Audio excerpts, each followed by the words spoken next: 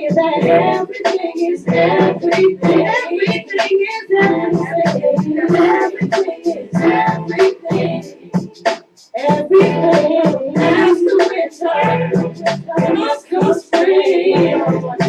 Everything is everything.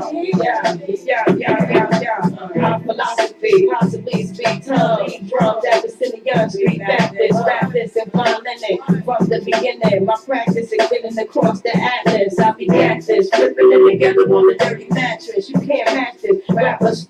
Okay, we are back. We are back with our final segment, and it's all about wellness and the Finishers Fit Club. So, latest finisher story headline: sisters took it to the street on Sunday and did the walk for hunger.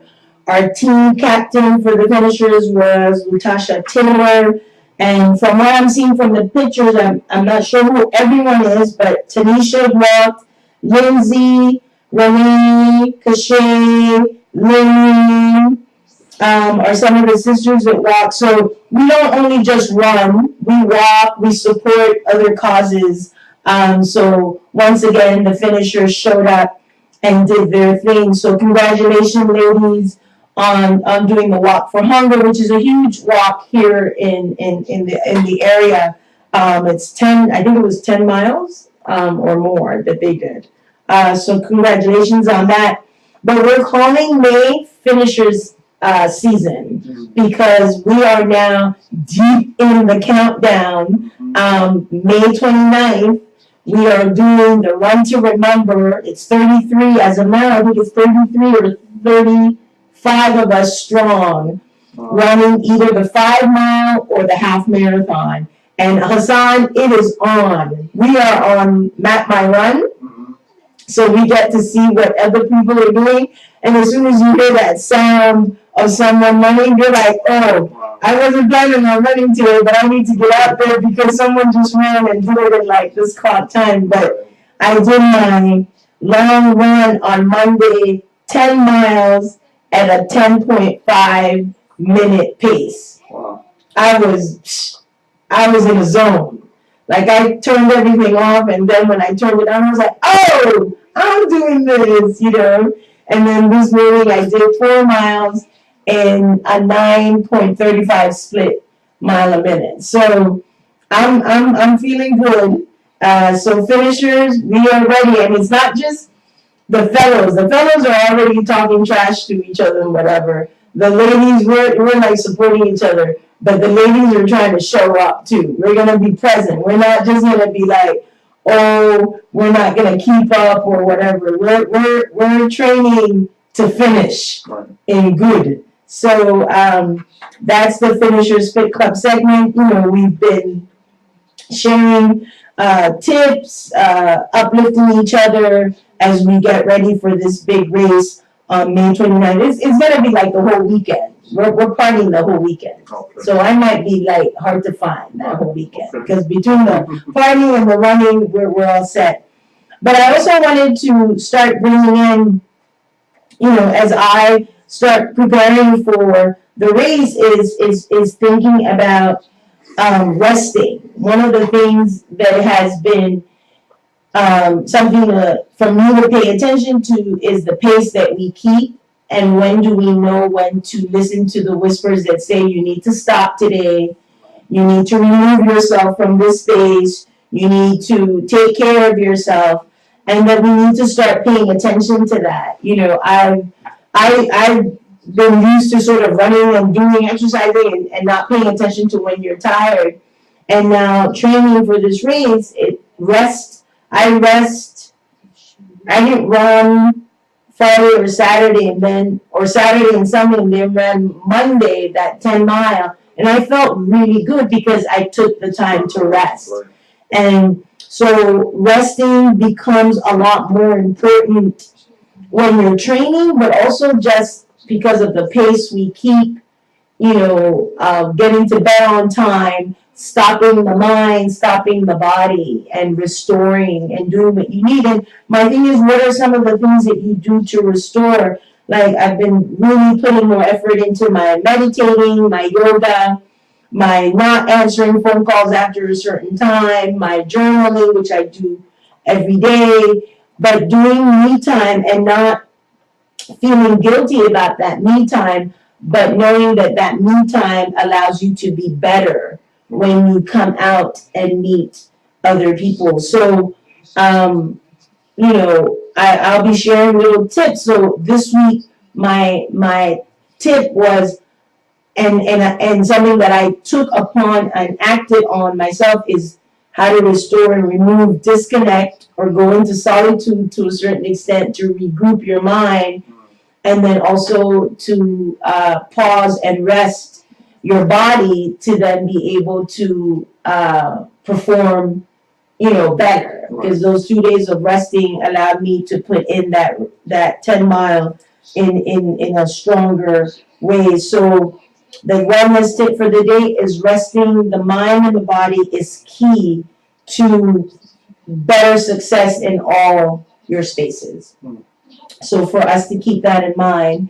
Then I wanted to close out. We're still in Prince season, and Robin was going to try to call in, but we're still in our Prince mode. But one of the beautiful stories of this week as it relates to Prince was Stevie Wonder wrote a letter, and it just says everything that any Prince fan would want to say and write about, and I want to read it because it's so truth and so real. And this is Stevie Wonder letter to Prince. Prince's music was so picturesque that even I could see it. I could see his boss, Mr. McGee, who thought Prince was never going to be. I could see Old Man Johnson's farm. I could feel that purple rain too. Prince's songs were that vivid. The images were that strong. I think I related to the way Prince saw things because we both grew up in the Midwest, where we met all kinds of people and had a great spectrum from which to learn. We both grew up hearing blues, rock and roll, jazz, and gospel, and found the value in it all. When Prince and I spoke last, we talked about how we needed to fix this world. All this bullcrap about getting our country back and make America great again, it's always been great. We just have to stop people filling their minds with lies and prejudice and open them up to the possibility. He was inspired by so much he speaks about, but then he says, that spirit that drove him gave us an incredible reservoir of music.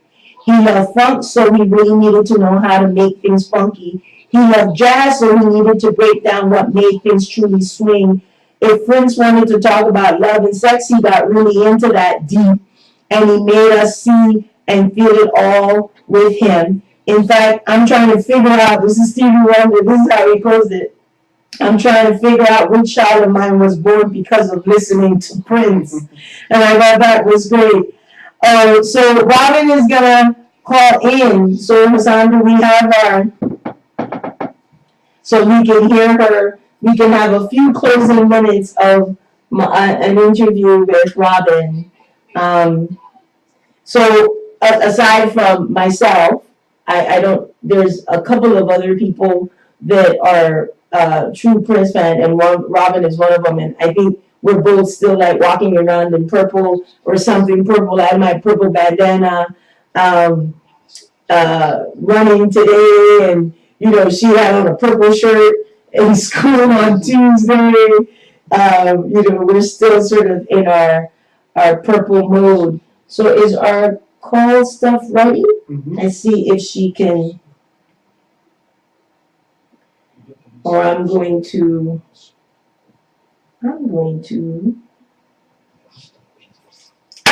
call her. Hello. Hey, sweetie. Hi. You are on. Are you there? I'm here. So tell us a little bit about your Prince. Your love for Prince. Share a little bit with the Soulful Afro family. Especially for yeah. people say I'm obsessed. I'm very much in grieving and shock. Mostly, I guess, because I know he has evolved, and I know that we will continue to have music, I believe, released. But to know that that prophetic, creative, poetic voice is not going to be, around to give us new songs and new funk and Yeah. new politics makes me really sad. And this is how deeply Prince fans we are. What was it? 2 years ago, we spent New Year's Eve together, and literally we sat there and watched Purple Rain. Well, we watched Graffiti That's Bridge. We really watched the Las Vegas show. concert and Under the Cherry Moon. Absolutely, and that's how deep in it we are. What is your? I know you and I. We've been sharing in the Soulful Afro page, and we've been sending articles, and we've been sharing your first introduction. Like, I know my first introduction with Prince was 1979. Want to Be Your Lover. What was yours? So that's an interesting question because I wasn't familiar with his music before the whole Purple Rain thing, although actually no, I think 1999 came out before that, and so of course I remember being at high school and everybody playing Little Red Corvette. I'm not actually a fan of some of his more famous songs that really got big on pop charts. But I was actually out of the country. I was in Colombia when Purple Rain came out, and so I didn't get that rage, and I came home, and it was huge by the time I came home at the end of the summer. And to be honest, still, Purple Rain is not my favorite album of his. Maybe because it was everybody else's, and I want, clearly the songs are classic. Purple Rain, When Doves Cry, and I can sing them to you by heart, and they're classic. But I really followed him. I think what did somebody put out that there were 39 albums in total, and I think I have owned or own 26 or 28 of them. And I really like his more recent stuff, to be honest. I was someone who followed him as he sort of disappeared from other people's repertoire, and people really didn't realize how political he was. To me, the loss is more about, like, I sent you the Tavis Smiley interviews, and I was watching one the other day that he did with Oprah. And people, I don't equate this quite as much as, and I know you're a Michael fan too, but I was never a huge Michael Jackson fan, sorry. But when Whitney and Michael and people's eyes that are performers mostly, or known for being performers, for me, Prince was something beyond just a performer. He was very political, and I guess the people who didn't follow his music after Purple Rain, one of the articles recently said, "You're really doing yourself a disservice. Oh, absolutely. You should listen to his other music." But not just political, because in the last few months he was more vocal, not just through the music, but vocal about the Black Lives Matter piece. But political too is related to gender issues and the neutrality and the flexibility or the continuum of gender and sexuality and freedom of expression. I mean, he made you feel like you could talk about love and sex, and it wasn't a bad thing, and you could sing about it, and that it was a natural thing to do, that it didn't have to be something that was hidden. He didn't, that's one of the things that I just always loved about him, was pushing the edges and really forcing people to be more flexible with their thinking about possibly any topic, because he was just so brilliant.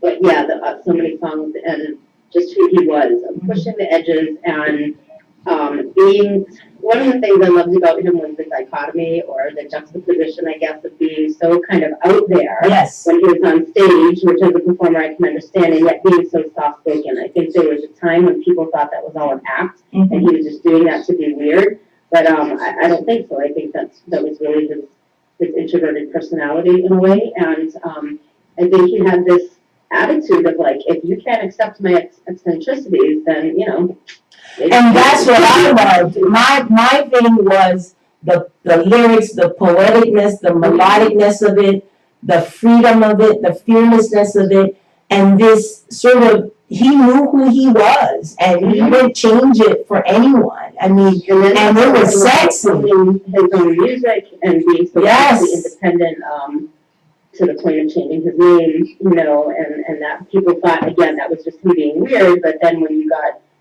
to learn that it was him taking over independence of his own music and his, And not giving up the power, which now you have, so many artists trying to do some of the things that he was doing, and they weren't necessarily supporting him. They didn't get it. Prince started Text Talk, by the way. Remember those albums with the using the number and the letter U for you and all of that? Like, he did that all way before texting. Exactly. Before you go, five top songs, starting from number 5. Oh, girl, I don't even know. I don't know if I can put 5. I didn't even ask you this, and I tried to make categories. Okay. I have political categories, social, gender, environment, love, sad, love, sexy, fun, playful, pushy, edgy. 5 favorites. Okay. I have a lot of favorites from the B-sides, actually. Okay. 17 days. 17 days. Friend, sister, lover, friend. Mhm. Was it friend, sister, lover? Yeah. Okay, that's the full name of it. I could never take a kid to be a man. Back when I was in college, Erotic City. What? That was the song! I'm telling you! Some new ones. Sign of the Times, that was one of my favorite albums. Controversy. 7, because it kind of pushes the edges around religion. Mhm. Blue Light, that's one of my fun ones. Starfish and Coffee. Off of his new stuff, there's one, Laveau, and then on the album 2010, there's a hidden track. It's track number 77, and way at the end of all of these other tracks. That's a cool one. I forget exactly what it's called right now. One of his recent stuff that I like, of course I like Adore, but that's old per se, but Breakfast in Bed, Breakfast Can Wait. Great one. Breakfast Can Wait, oh man, that Yeah. stuff is some jazzy, That that's is some good. funk. Yeah. I also kind of I liked the Batman album. Let's see, there's one, Cinnamon Girl, Hot Thing, Lolita, Somebody. One of my all-time favorites was Diamonds and Pearls. Yeah. I love that song. The lyrics to that song, all I can give you is my love. I mean, come on now. That one line is like, oh, okay. Sometimes it snows in April. That's another Did you one. see D'Angelo sing that on Saturday night on Jimmy Fallon, and people were criticizing? People were saying, oh, he was too emotional. I was like, if you're a true Prince fan and you know the impact of him making the transition, it's painful. Like you said, we know that there's gonna be tons of stuff still coming out because the man had so much music, but at the same time, it won't be coming directly from him, and we won't be able to see him perform this. Right. Did you ever see him in concert? I did hear when I came here earlier in my college. I saw him. From twice. Yes. What a show. You were like, should I be looking? What should I be feeling? And When I saw him at Madison Square Garden, about 6 or 7 years ago, Sheila E. was with him. It was amazing. Yeah. So, well, thank you, my dear, for joining me and sharing. And we're still in mourning. We said we're mourning for a month for Prince. I was told by someone at work to stop wearing purple every day. I told them that at least a month. Yeah, at least a month. And we'll be still throwing out Soulful Afro Prince movements for the next month. So thank you so much for taking the time, Robin. And Everybody. hugs and kisses, and we'll talk soon. Okay. Thanks. Bye-bye. Gracias. So that's the closing of this. This was a really good show. We did a little bit of everything. Headlines, Ecuador, Prince, serious topics, wellness, and we're leaving a little bit more rounded, a little bit more centered, and a little bit more filled with love and community and solidarity. And I had 2 very dear women in my life, my friend Sonia in Ecuador and who I share very greatly in what's happening in Ecuador, and my friend Robin, who has been on the Soulful Afro show, and is a friend to the max in so many ways, and has been mourning with me with Prince. So thank you so much for all those who tuned in today. Thank you to Sonia, gracias, and to Robin for joining me on this Soulful Afro show. Thanks, Hassan, for another great week, and we shall see you all next week on another Soulful Afro show where we lift the spirits of the people and bring you the latest soulful happenings in the community. Fashion, bomb graffiti on the tour Nefertiti. Them seeds ain't ready to take it to the Serengeti. My rhymes is heavy, like the mother sister Betty. That booty spark the stars and constellation. Then came down for a little conversation. Adjacent to the king, fear no human being. Roll with cherubims to that saw